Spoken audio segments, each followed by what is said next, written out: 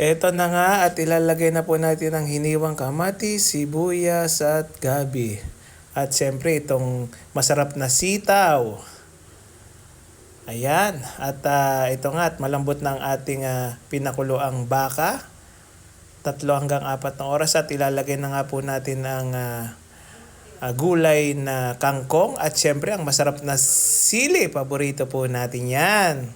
At haluin po natin. Ayun, nakita na nga natin ang baka at luto na po. Bilis. Ayan, sasandukin na natin para sa pagsasaluhan ng buong pamilya. Ayan, sabaw lang, ulam na.